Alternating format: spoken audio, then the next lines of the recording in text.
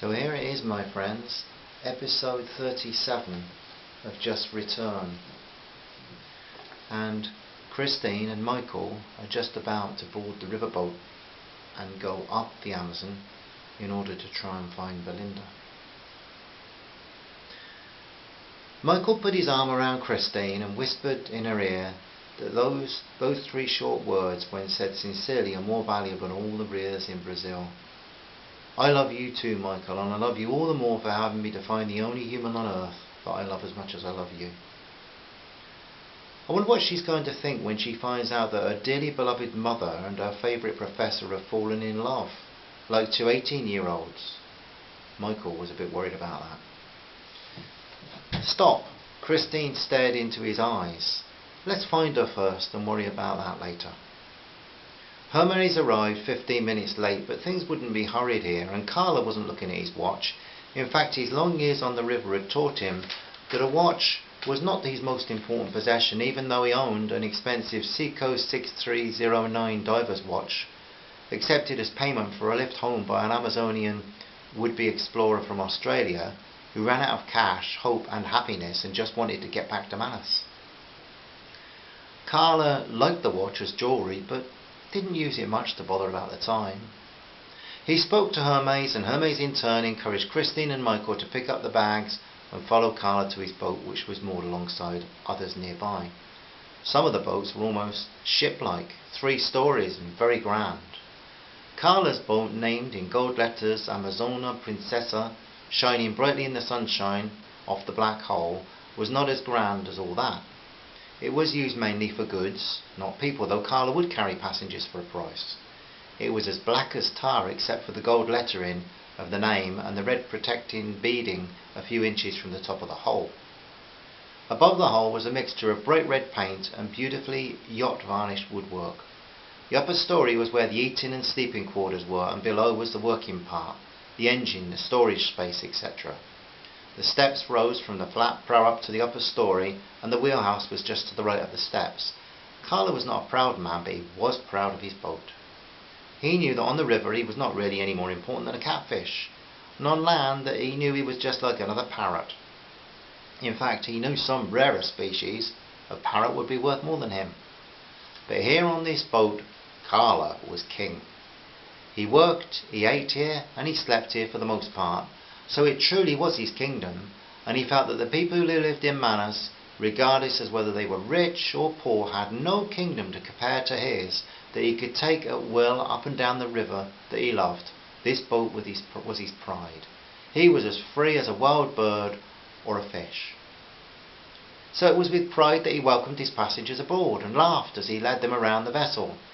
His was the enthusiasm of an English estate agent leading a client round a new house. Even though the cheerful-looking riverboat had been Carla's for nearly 20 years and belonged to his uncle for who knows how long before that, he still started the engine with great pride. He said some words in Portuguese that were not understood, and Hermes translated, "The engine is 125 horsepower. It's the only thing that he's changed on this boat." Soon they were untied and cruising up the river. Neither Christine nor Michael had ever slept in a hammock before, but Hermes assured them that there was nothing better. The 3 of them sat at the top deck looking out along the Amazon. The boat was unhurried, but soon they were passing villages along the river bank and on the edge of the city, and then dense forest, the like of which they'd never seen before. By mid-morning, Christine had ventured to make everyone on board a cup of good Brazilian coffee in the small galley of the boat. Carla gleamed with appreciation and pointed at the water ahead. "Esplende!" Christine nodded her head and "Esplende," she repeated. He took her hands and placed them on the wheel of the boat. Nervously she steered a course along the river. Here it was wide, deep, safe. To Christine's horror, Carla disappeared, but returned a few minutes later with a snack. "Bisquito," he announced, and stood by her as she drove the largest machine she'd ever commanded. He pointed out birds and a few Indian people in a canoe. They waved, and one shouted at Carla. "Olé, amigos!" he shouted back. When Stephen appeared, he was shocked to see Christine piloting the boat. Her confidence had grown, and she laughed at the look on his face. Carla pointed at Christine and said, "Experiente barco capitao." Hoping he'd understood, Stephen laughed. If Christine was happy, he was happy. As she negotiated a wide bend in the river, Carla pointed out a chart of the river on the back of the wheelhouse wall. He pointed out Manus and then pointed to a spot on the chart where they would soon stop to unload some cargo. There they would stop and probably sleep the night. At this first stop there was a mixture of Indian and city influences. The decorations of the landing stage were all native, but from one of the nearby thatched buildings loud music blared from a radio. Also among the Indian canoes were 2 motorboats moored. Stephen and Hermes helped the riverboat man unload his sacks and boxes, which were a good 3/4 of the cargo. They were carried away by 2 very fit young natives. Carla tied up the boat a little further down the landing stage and told Hermes that they should all disembark. He led them to the most substantial building in the small village, and as they enter they realize that this is some kind of trading post. Christine says, "This is like an Amazonian convenience store." The owner, a very dark-faced, cheerful man, surprises them by saying, "Good evening," in perfect English. He explains that though he was brought up in the village, he worked in Manus as a young man for an Englishman as a gardener. The man had taught him English as a kind of hobby for them both. When the man had returned to England, Androgina returned to his village, but having learned about city life, he opened a store. He imported city tools, utensils and foods, and exported back to Manus native-made blankets and art. He fed his wife and 9 children very well this way. His wife came through the beaded curtain behind all the goods and beckoned her 4 guests through. Soon the family of 11 and Carla and his passengers were eating the very best food that Margarina had been able to cook. It was all washed down with the best beverage, and Stephen and Christine were not sure if it was alcoholic, but by the end of the 2nd glass they were left with no doubt. After much chat and laughter, there were warm embraces and wishes for success. Stephen Saunterton is very much impressed with the humble Indian businessman who is fluent in his native language, Brazilian, Portuguese and English. His understanding of the river ecology, his interest in the wider world has astounded Stephen. He understands from Carla, speaking through Hermes' translation, that here they are in the area where the city still influences greatly the people, even those who've never been there. Many here read and write in Portuguese, but further up the river, Carla explains, there are people to whom Manus might as well be the moon, or even a different planet.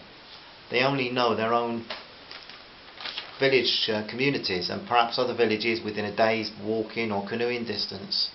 Yet Carla says it is a fool who doesn't credit them with intelligence, and an even bigger fool who tries to take advantage of them. The first night in the hammocks proves to be very comfortable, and Carla, appearing very bright and cheery, very early with coffee and fruit, breaks their day upon them when they would have happily slept on in peace.